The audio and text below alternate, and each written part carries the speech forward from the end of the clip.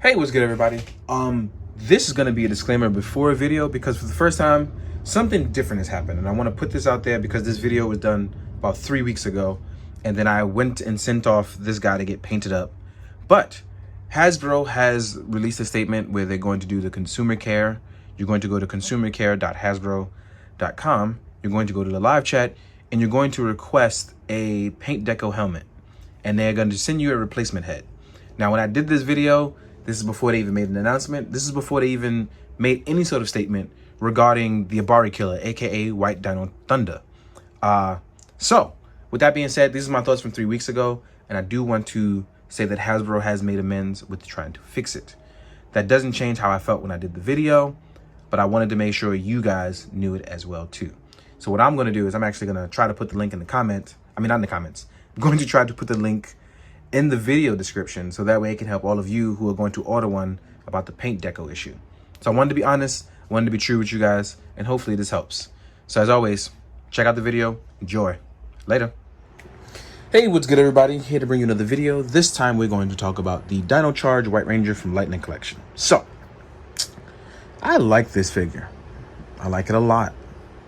But there's one major gripe I have that is now not only, it's not a gripe now it's one of those things where it's like, this was a blatant level of disrespect that I could ever see, is that this is one of those things where it's a clear miscommunication between those who are doing the packaging art and those who apply the paint apps to the figure.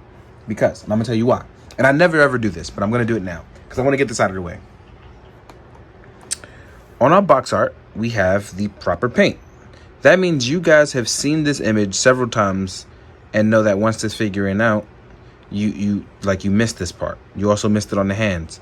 But you guys missed it here on the hands, so I'll let it slide. But this right here, that's disrespectful. Then it's right here on the side packaging of the art. Again, missing.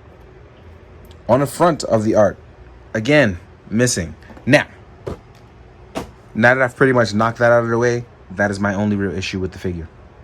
Otherwise, I'm pretty happy with it.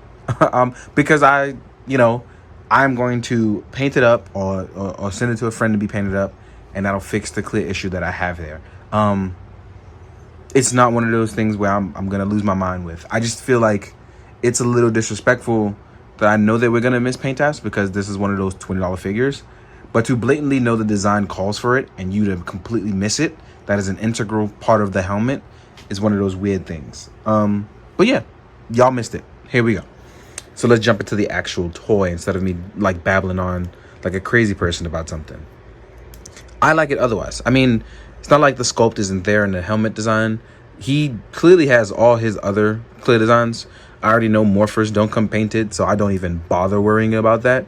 But overall, like for your $20 figure expense that you are going to get, especially because he's the first Dino Charge Ranger that they've done, I like where they've gone with this. Apparently they like shielded characters, so that's why they keep doing so many of them. And he's no different. So articulation wise, our head can look back just a little bit. This is why I talk about the neck issue a lot, because it's definitely with vested or slash shielded characters. When you pull the head back, like look at that, him looking up, it looks like he has no neck. But you ever so gently lift the head a little bit and then pull the joint back, it actually looks a lot better. But we can't have all the things we want. We can look down, we can tilt side to side. The vest is soft, so you have nothing to worry about. And it doesn't like come out, it's pegged into the back. So it's pretty decent. Because it's soft, you actually get all the articulation still as well too. So you can make your little T-pose. You have your bicep swivel. You are still double jointed and can come up and over the shield, which is actually pretty important. I'm glad they did get that part right. And we still have our butterfly joints under the armor. So that means you can still come up in front of your own shield, right? The come up is real. It's real, right? I want to make sure I get that arm right because I couldn't see it just now. Yeah. We have our horizontal pegs for these hands. And it's going to be the same for the other hands. They're horizontally pegged, and I'll get into that later. Our ab crunch is really decently going forward. So if we stand them up, we can actually get a decent ab crunch. Going backwards, we get a decent reverse crunch. Our legs can hit this forward angle, which makes it 90 degrees. We can make an L shape. We have a thigh swivel. We have our double jointedness, and this is very important when you want to kick your bad guys and scream "Hiya." That is very important. We have our boot swivel, which mine's a little gummy, but it's there. We have our intricate Hasbro peg that allows us to get all the good kicking going on, and it allows for all the good martial arts poses. So when posed up, let's see how he looks, y'all. Let's see how he looks. I want to make sure I get it. Damn, my pegs is tight. But that's not a bad thing, though. I can't really complain about that.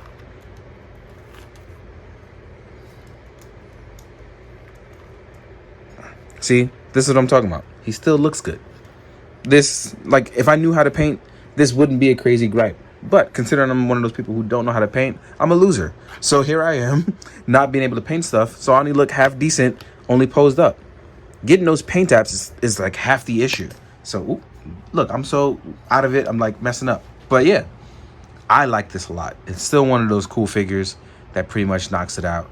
But again, if you are one of those people who can't paint like me, get your friends that can paint, give them $20 and be happy, because they deserve the work that they're going to put in on this helmet and that morpher.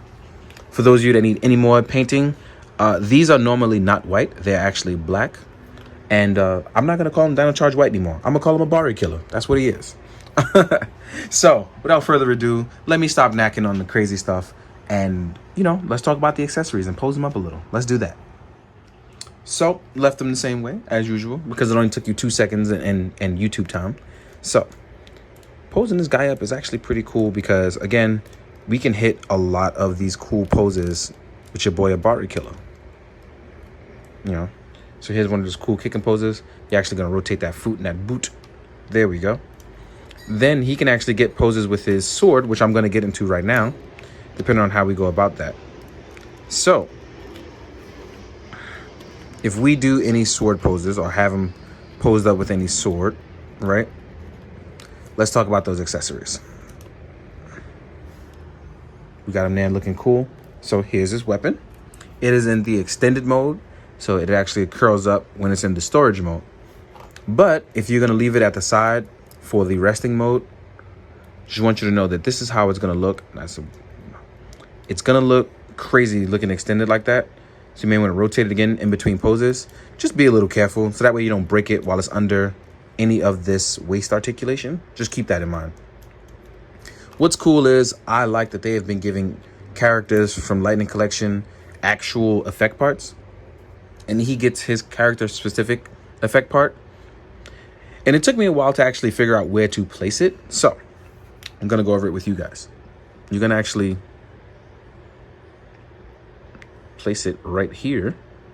Oh, sorry, I did that wrong. See, messed up. You see this first slot, you're going to align it so that it lines up. So that way we can throw the arrows as we see fit.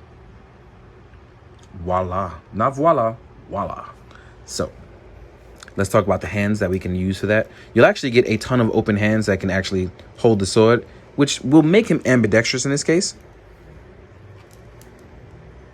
So yeah, this is a solid, and it actually holds up pretty well.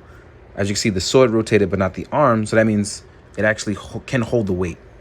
That's not ever really a bad thing. So as you can see here, it looks solid. Next up, we'll get our extra sets of hands.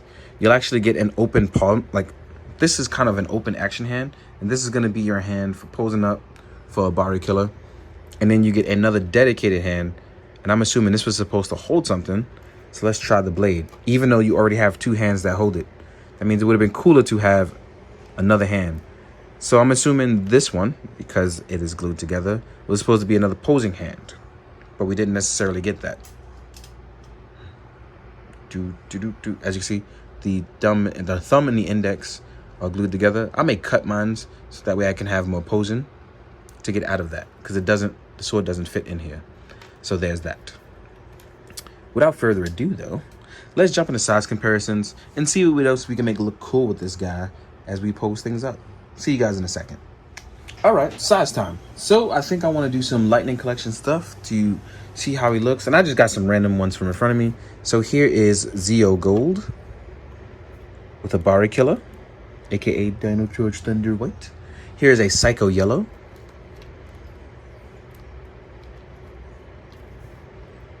Ooh. Let me fix those ankles. Ooh, yeah. I might mess around and call one of them Rogue and Storm and mess it up on purpose. Oh, man, y'all roasted me for that. That was hilarious. Here's Lord Drakon. Ooh. And as you can see here, I mean, they're not all necessarily the same size, but they managed to work themselves out. And I think that's, I guess that's a bootcut thing between Zeo Gold and Abarekiller. Same thing for Lord Drakon. I think his helmet just makes him a little taller. But I think this is a good size-wise in the line. Not everybody's the same height, but also they're close to each other. So I think that's pretty uniform, and I'm all right with that. Next up, we're going to do a classified Storm Shadow. Because ninjas are cool, and ninjas stick together, right? There we go with that. Next up, we can do a Mythic Legions Tibius. I've been meaning to get around to reviewing him as well, too. So I'll probably work on this, too. Tibius looks a little big, but it works out. Move these guys over. Next up, we have... Oh, let's do a synthetic... Oh, wow. I forgot I had this guy over there. Totally forgot about that. Let's do a synthetic human, a.k.a. a carb here from 1000 Toys. Then we're going to do a SH Figure Arts Kamen Rider Cougar. Let's get your boy in there. And I love that the Kamen Rider stuff, although being a little smaller, works out for the most part pretty well with the Lightning Collection stuff. Me and Metallics and Justin Nonex, Jay for the Man, like we've all been having a good time with that. It's been great. Next up, we have... Oh yeah, we have Mezco Me on a Specax Gomez body. And I'm pretty much taller than him, which isn't true at all. I should be shorter than him. But here we are with that. And next, I'm going to throw in a ninja. So let's do that. Ninja, where did you go? Oh, wait, I got one right here. Let me just take him out of his baggie. Because ninjas are cool, and they probably look pretty cool fighting each other. So here's an Articulated Icons ninja, which actually scaled pretty well with the Lightning Collection.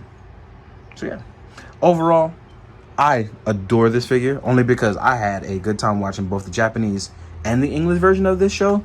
I just didn't feel like, oh, you know what I forgot? Because I have it here somewhere. Forgot to talk about his head sculpt. Speaking of both Japanese and American. So let me just throw this in there. Actually, this head sculpt is pretty solid. Can't front. This actually looks really good. This will make a good head sculpt for just about mixing any figure in. But even popping it on his head and looking pretty cool, I think it deserves a lot of love because this was done really, really well. And I was just about to say, speaking of, I liked it. I liked it a lot. I mean, I just think that it's a little disrespectful that you have all this box art with the proper paint app for the helmet. And I figured that's where a lot of the effort would go into because that's a very visual thing. So I think this was a misstep in terms of that. But everything else about this is really solid. I mean, it's great to be getting these figures, honestly. And I probably didn't learn how to paint, so there we go with that. In the meantime, guys, I hope you enjoyed this. I hope you found it informative. I hope you enjoyed the pictures at the end of him kicking butt and taking names. And as always, please, be good, do good, and drink your water. Later.